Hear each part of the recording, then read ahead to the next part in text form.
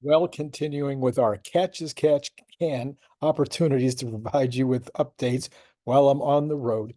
Let's see, we've got this morning. This is from a video yesterday that I watched that included an interview with Gordy Rose. It had Scott Walter and John Gibbs. They were talking to him about the things that he's doing over at Sanctuary, and the things that I took away from this. Oh, it was also this was a Herbert video. Um, these are the takeaways from that video with regard to robots and where things are right now. He says the first to use 1,000 useful humanoid robots deployed in other places, other sold and deployed into third parties. He believes will also be the first one to do 1,000,000 or 1,000,000,000 robots. So he feels it's very important to get to that 1,000 level of deployed bots. I don't know. That sounds fine. I'm not sure that that follows from anything that I've seen in terms of any other disruptions. And this is such a massive, huge market with so many niches that I'm not sure that I don't know. I just can't wrap my arms around it. Now, by the same token, he believes that this is going to happen next year, as do I, and as does Elon. So 1,000 bots in useful applications deployed in the workforce next year. Okay, so once you make 1,000 bots, there is no big deal getting to 1,000,000. It sounds real familiar from this channel, right? Scott's been saying it. I've been saying it. We've all been saying it. This is not a complicated product to make. Once you've got your prototype, once you've got your first outs, once you've been able to prove them out in factory settings, then turning the switch up to do 1,000,000, no big deal. He agrees. He says wheels are just fine for most humanoid type robots. Hands are the key, not the legs.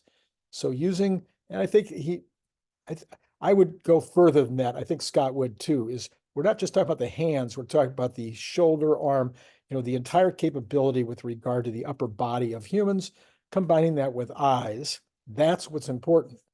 The wheels will be actually better in some applications. Scott has been saying that for a very long time. I agree. But why do you want to make a wheeled version and a legged version? He says there's less cost.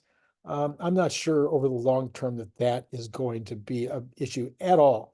Once you get up into the millions of units, I think the legged version is going to be just as inexpensive and just as easy to use in the workplace, and maybe better overall in terms of training. He talks a ton about training, and talks about the different methods of training.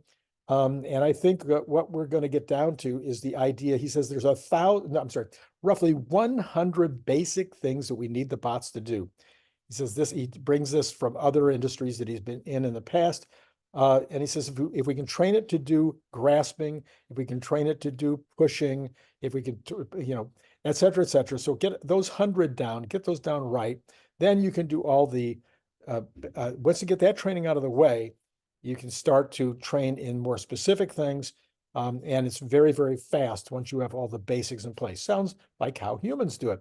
All right. He says he's not sure whether they'll sell or lease the robots. Says there are different companies that want to lease and other companies that would prefer to buy. I think the problem he's not taking into consideration is that if you sell the robot, let's say for $100,000 even. Let's say you sell it for 100,000, even though it only costs you 20,000 to build it. You sell it for 100,000. There's going to be middlemen. There's just going to be middlemen that buy it and then go out and lease it, or buy it and resell it for 200,000, because there will be. I think that he doesn't believe that this is going to be like an overnight sensation. That it's going to take time for people to get on board with this. And I think he's completely wrong. Anyway, he also says he thinks it's a two-horse race. Tesla and Sanctuary, he thinks, are the only two that are really positioned to be able to get into production, in the near term. Okay, you'll be hearing a lot of stuff going on around this. Maybe you'll see headlines. Maybe you'll be seeing things posted in X, wherever you get other information besides me, about the fact that the full body casting that Tesla had, well, not exactly talked about, but which had been implied that maybe that they would, on this the next gen, the third gen car, the $25,000 hatchback, whatever you want to call it, that this product would be somehow all done with a single casting, or that all the top of the body would be done with a single casting, etc. I've always considered this to be a long shot.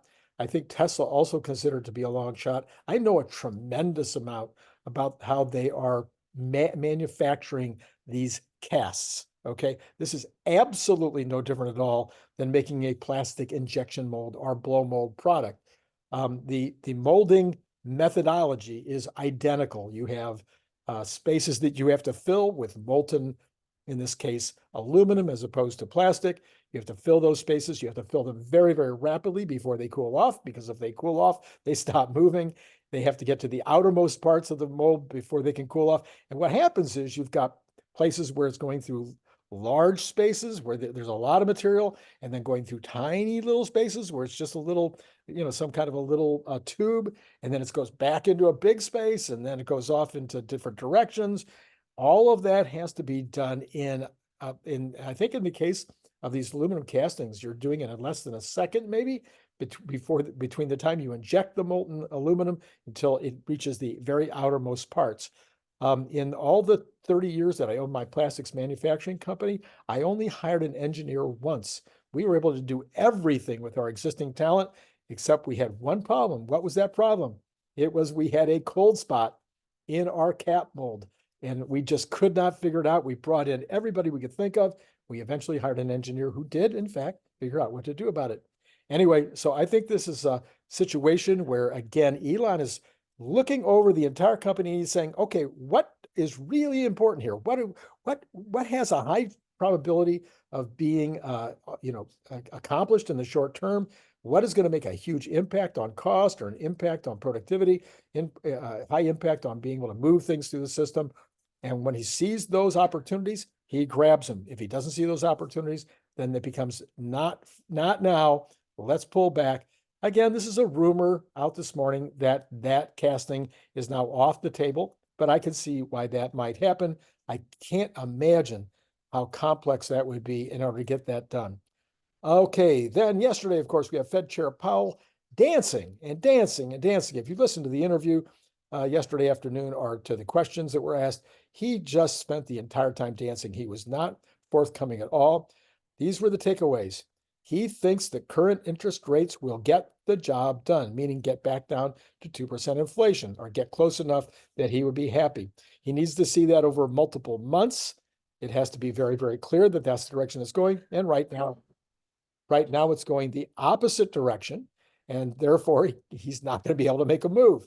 Obviously, if we had a huge loss of jobs and we were going back over 4%, 4.1, 4.2, 4.3, he said he wouldn't give a number on what that would take for him to be able to drop interest rates. But even then, if we're sitting with inflation at 4%, I'm not sure they could drop the interest rate.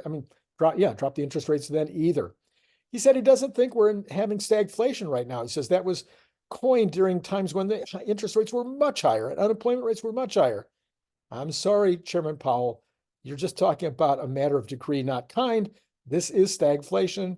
You can't move. You are stuck.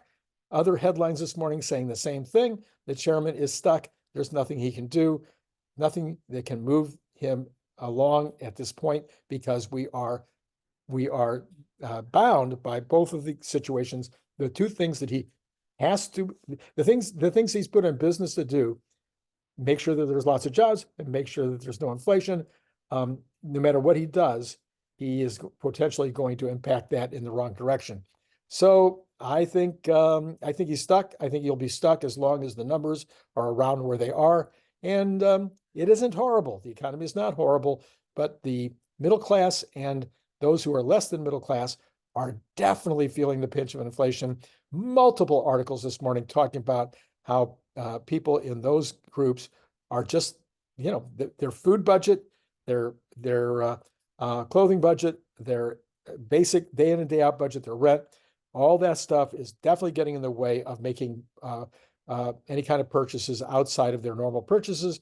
And that will eventually affect the economy. In fact, McDonald's and Starbucks and others, fast food chains, talking about reduced traffic flow, reduced sales right now, pretty much across the board. Everybody's talking about that. People are not eating out as much. They're pulling back on that because they got to.